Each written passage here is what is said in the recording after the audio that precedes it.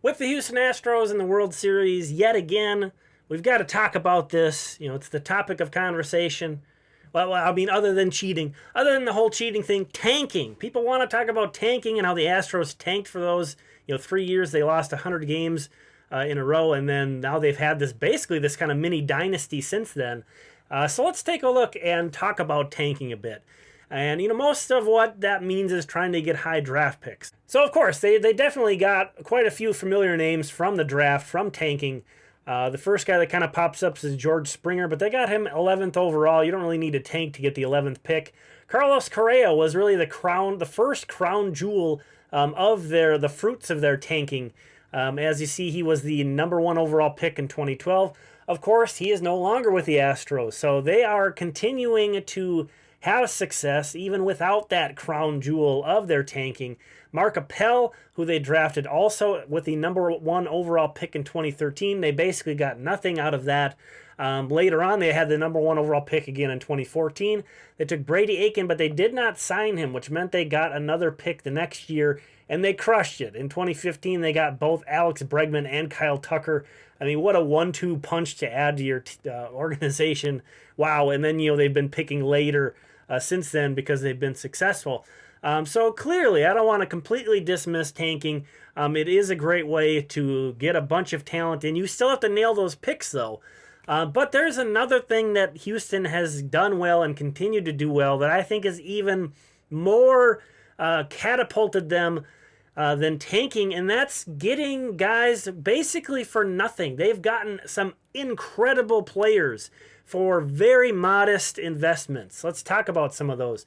Yordan Alvarez, who might be the best hitter in baseball, was originally signed by the Dodgers.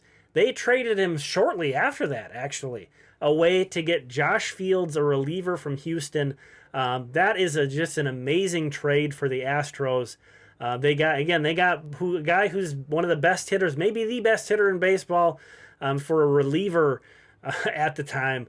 That is just a slam dunk trade. The Jose Altuve, a guy who's been here the whole time throughout this run for them. They originally signed him for $15,000 out of Venezuela. Of course, they've extended him since then. But any team in baseball could have done that. And speaking of which, 4 guys in the rotation: Framber Valdez, Christian Javier, Luis Garcia, and Jose Urquidy. You see their bonuses there. That is an incredibly small investment to add that kind of talent into your organization. That's remarkable to get that many guys on the international market at that price. To kind of put that into some context, a couple of great international signings for the Twins. Max Kepler for $800,000, Jorge Polanco for $700,000.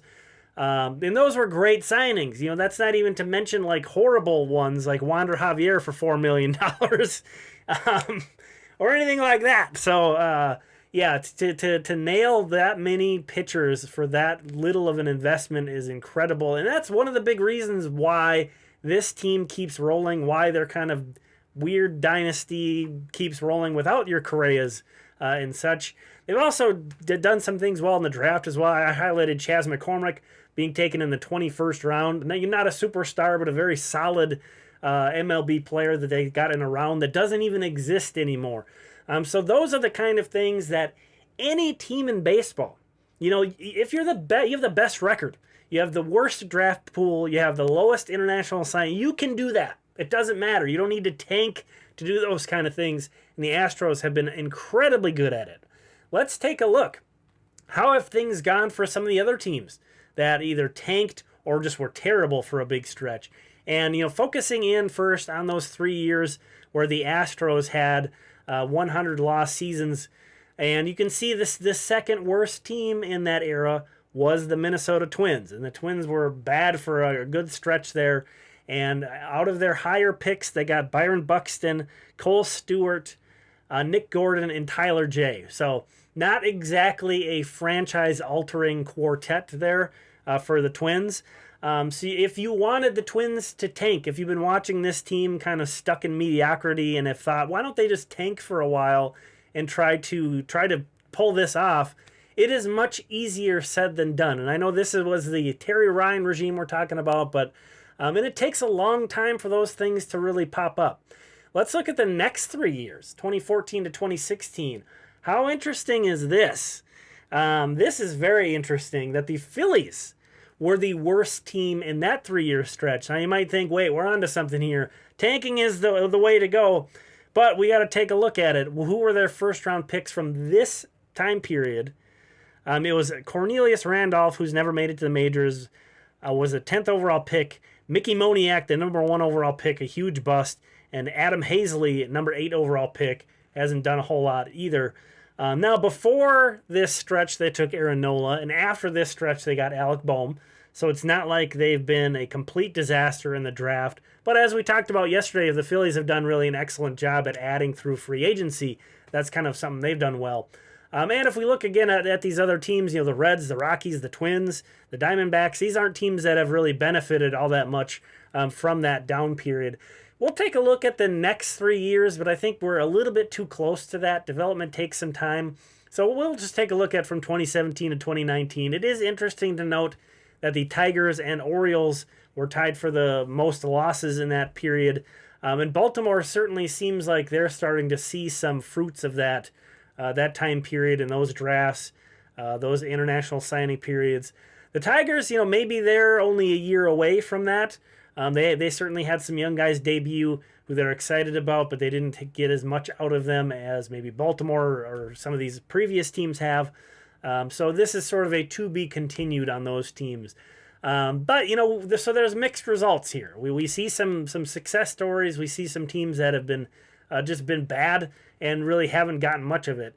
And so I don't think there's one, easy button to do. If we're talking about teams that haven't tanked, the Dodgers, obviously they have so much money, but they've also drafted really well. They've also signed international guys really well. They've made out pretty well in trades other than the Yordan Alvarez trade. They continue to get more out of less, in terms of their draft pick, where they're picking in the drafts and things like that. So, there's no guarantees. There is no guarantees. The draft is the ultimate crapshoot in Major League Baseball.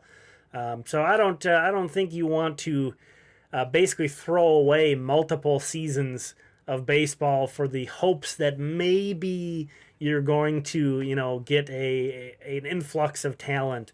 But, you let me know. Some of these results, again, are kind of undeniable. Can't deny that the Astros benefited from that and did really well and turned out of that. But thank you for watching this video. Thank you to all the members. Here are the premium members on the channel. Let me know what you think about that. Would you want to see the Twins tank or not? We'll talk again soon.